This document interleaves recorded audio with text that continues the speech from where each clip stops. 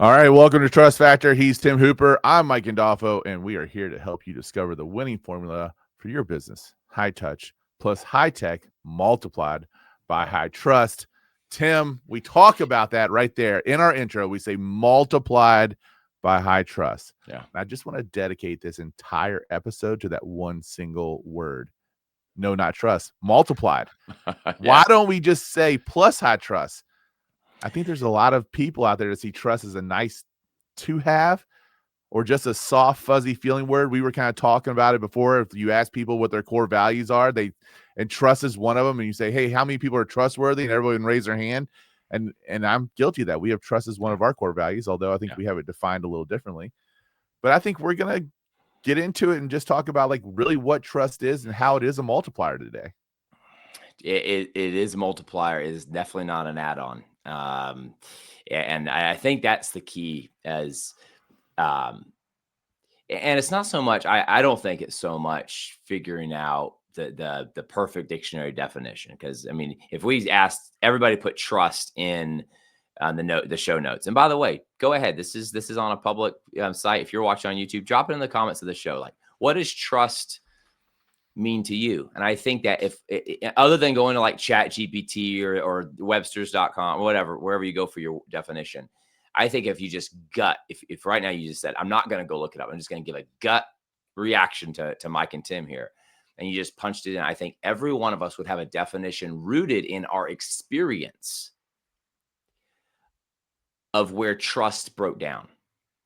We would build our definition of trust out of the pain of somebody not being trustworthy. I believe, because for me, when you ask what does trust mean, the first thing that comes to my mind is the people that I counted on the most. Okay, maybe like a father figure. And, you know, you see so much online about like dad wounds, or maybe there's a mother figure, somebody who's supposed to be your caretaker and they weren't. And it would be like the mom wounds, or maybe you had a business partner who you went all in 20 years with, and then it crumbled because something was hidden and you never knew about something. And then you like, I worked all my life for, or maybe it was an employer who promised you partnership and never got the part. I believe that our definitions of trust would all stem out of the pain of mistrust, the pain of somebody not being trustworthy. So when it comes down to it, Mike, I would love to just kind of break down like what we see, like with all the people we coach and work with, like what do we see trust being when we say multiplied by trust, like high and high trust, by the way. I mean, it's not just a cool little like high touch plus high tech. Those are powerful, but then times high trust, because I think people can be trustworthy without specifying how that trust matters to somebody. I think high trust is all about making a claim up front with a prospect, or making a claim to your customer, and then like coming through on it in exceptional ways, where trust is like almost breaks out of all your core values, and it's like the mast on the flagpole, you know, or the guide onto the flagpole. So yeah, I mean, I think honestly, like we define as one of our core values, it's a belief in our reliability, intention, ability, and strength. That's how we define trust. And as a core value, you know, we use those core values to really help us make decisions, right? When your values are clear, your decisions are easy. So it's one of the four: family, trust, impact, joy. Those are the four that we have. And great. They're at the cornerstone of how we then work on our agent development as we're trying to mold these young real estate professionals. Some of us are younger than others, but we want to make sure that, you know, that you have that belief in our reliability, our intention, our ability, and our strength.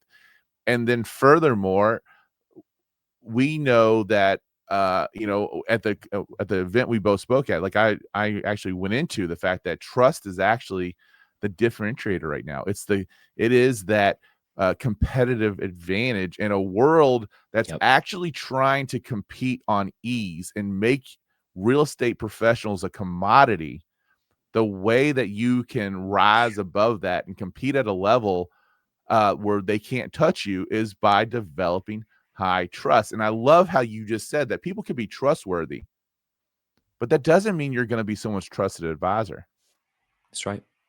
And that's really what it comes down to. How do you establish yourself? Because you have this belief and you have to have the belief in your reliability, your intention, your ability, your strength before anyone else is going to have a belief in that reliability, intention, ability, or strength. And then certainly before we can have an organization that has reliability, intention, ability, and strength. And have you defined what it means for you to have that reliability, intention, ability, and strength? Yeah. And Wow. all those things I think are so important. And that eventually, I'm going to tell you guys a story, and then I'll shut up and let Tim talk. But Tim's up there giving his speech, and I'm talking. It's like, hey, great talk, whatever else. It's like, I agree with you except for everything except for one thing. And I think you were talking about confidence, and you said confidence comes from taking action.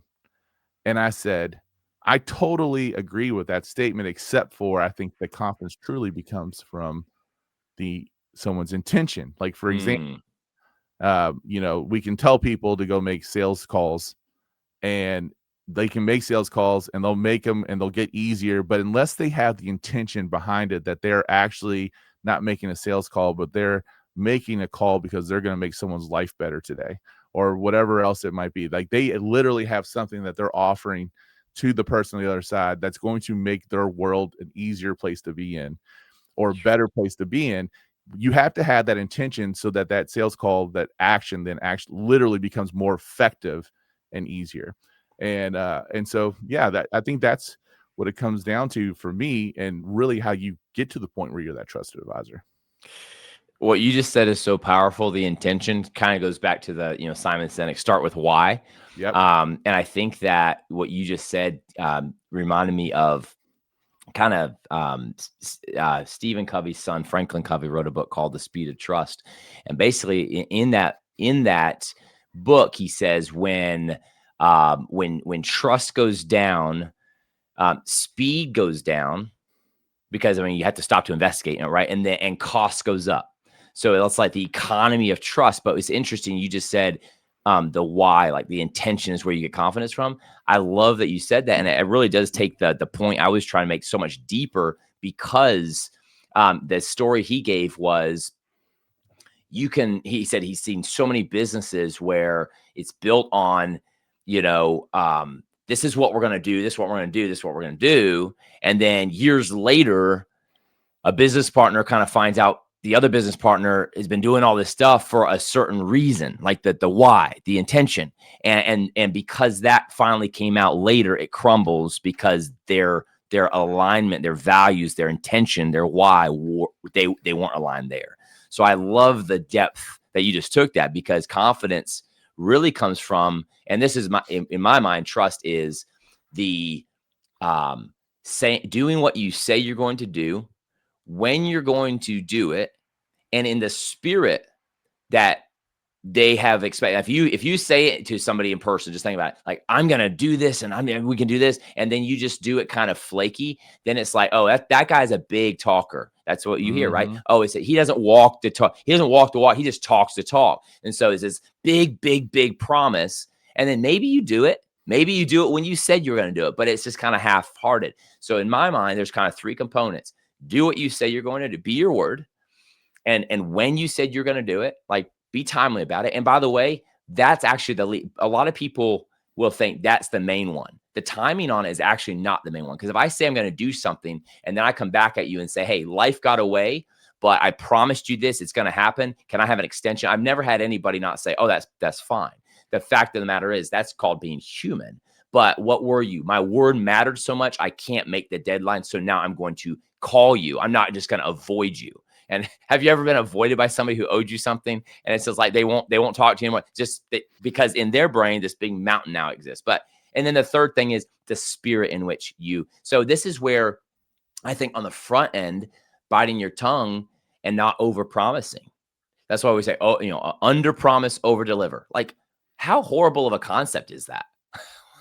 Like, think about it. At the end of the day, why did we come up with that statement? Because we got so good at over promising and under delivering. So then we flipped it thinking, well, under promise and over deliver. How about just consistency? How about just say the heart that you're going to do something? And this is a little bit of stoic wisdom. And I'm sorry to go with a little stoic this morning, but just chill out a little bit. But don't not say what you're going to do with this heart that you're still going to do it with. Because I think some people, well, I won't just promise anything. I'll just show up and do it. No, because then you're breaking down this. Like, for instance, let me give you a quick example. If you're calling a lead, do you just call the lead? What if you texted them and said, hey, I just want to introduce myself. I'm Tim Hooper. I saw your message come across our message board last night. What were you doing up at 1 a.m.? That's what I want to know. Like, whatever. And then, like, superhuman, right? And then it's like, I'll give you a buzz in 10 minutes. I just wanted to reach out and introduce myself. What if you did that? And then in 10 minutes, you called them? Like, what did you just do? You flipped something you're going to do in business, call them. You flipped it to a micro moment of building trust. And so it's something we talk about in our sales pipeline process. When you're reaching out to a prospect, you have so many opportunities to demonstrate in micro moments trust. And so you already know your process. I introduce myself because I'm putting my best foot forward and I'm going to call in 10 minutes. If you nail down a process, you are now exhibiting. You're not over exaggerating. You're just saying, here's a process that I can demonstrate some trust. And then you do the thing you said. You didn't. It's not under promising, over delivering. It's just promising and delivering. So for me, do what you say you're going to do, when you're going to say it, when you do it, and in the spirit in which you said you were going to do it. And I think then that over time, and again, over time, people don't just trust you the first. It's like over time, you keep doing that and it just compounds. It's consistency with it. So I want to ask you, I'm going to say something though, but I want to ask you how you use tech then to build trust. And so because what you just said, I think is so brilliant, because in that initial communication, you're basically putting something out there that's easy for you to keep. That's going to show that you're going to do what you said you're going to do. Yeah. And when you're dealing with a client in the real estate business, we have a whole thing at our company that says our mission is to change the algorithm. And it's based on the fact that the algorithm is full of people in the real estate industry letting down the consumer. If I'm just going to be very blunt and honest, but not go through the whole thing. And they're looking for reasons to trust us. Yep. And when you can start to show up and just do a couple little things to say, all right, I said I was going to do this and I do it. And then it's not long before they open up the floodgates. And I'm going to tell you a quick story. I don't think you got to meet my daughter. No, my daughter is not a yet. very young real estate agent. She's still in college, and she's going to have a very good year. She's hoping that next year, by the way, her goal is to not only graduate from college, but also make $100,000 in commissions. That's awesome. I think she's going to do it. That's awesome. And she will do it. She will do it. And she actually, we lost our home inspector. He retired. He was awesome. He was a guy that we worked with all the time. I could trust him like no other. And we've been searching for a couple of years for a new home inspector. Well, I think we finally found this guy. And my daughter was the first person to work with them.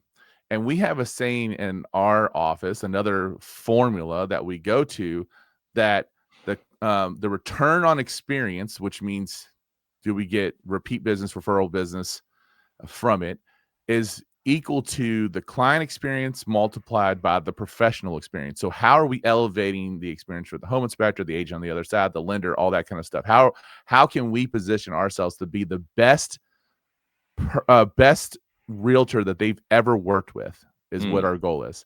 And so she did that with this home inspector. This home inspector did 600 home inspections last year. And I kid you not, because my daughter built the trust with him, he referred her out twice yesterday.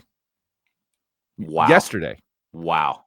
And I'm just like, he's working with all these agents across the world, Yeah. and she established trust. And so if you want to know how trust is a multiplier, there it is. And we take it for granted, but when it cracks through that surface so quickly, and it gets to a depth in relationship that you're able to just, here's my friends and family. You're the best at what you do. You literally care about my stuff as much as I do. Take it, and take it and go with it. And it is that powerful. So back to the question I'm going to ask you then, Tim Hooper, how does tech help? How can you use tech to help build trust? Yeah, I think what we said. So trust is, in my brain, character, competence, consistency.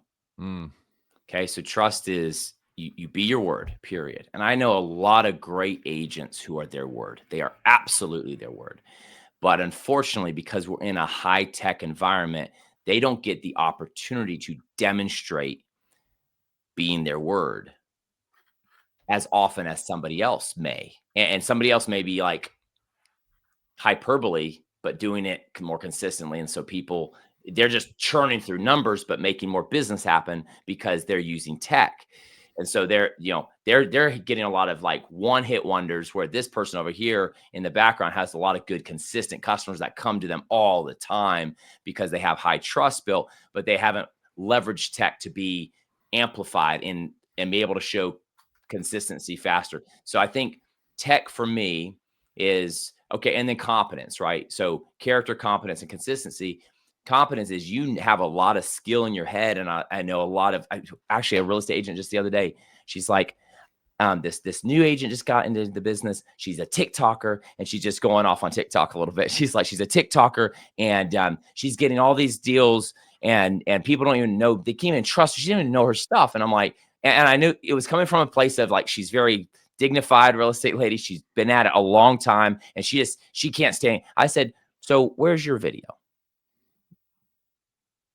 Well, I can't do what she, because this other girl like is in doing all these cool pops and zizzles and all this stuff, and like in these open house things, and this one lady, she's like, I'm like, well, I think you would do great if you just sat down for 10 minutes and just said, hey, 3 questions I got asked this week, and then you just talked about those 3 questions for 10 minutes, and then just put that out there, and then you can like send that to like your client. You called them, you were nice, you're that, and then you're like, hey, I put this little thing together. And does it have to be high produced? Probably not, but it shows your competence. So tech then shows that you're a person of your word. Here's you're competent. You know what you're doing, because people want to know they could trust. They know that you have the knowledge. But then I think consistency is, where are those places especially now, you're getting bottlenecked in your business and you can't follow up effectively, or you can't reply to an email, or you can't, tech can help with that. So tech has to fuel the consistency of it. So, and that's where back to my illustration of introducing yourself to create the micro moment. Like, hey, I'm Tim, and I'll be calling you in 10. Imagine powering that with a little intro video. And so, yeah, I coach agents on putting together a 22 to 37 second little short video that introduces yourself. That's it. And then no matter Apple or Android, you're pushing that through just native. It's the most viral video you have should not be on social media, because if it's on social media, you're like, I'm hoping that I put this whole thing together, put on social media, and that's it. Well, now you sat back and you're smoking hopium, and you're just hoping that like Mark doesn't get up and change the algorithm on Meta. Like, why would you do that? Like, put your stuff out there, yes, but think about your process of trust.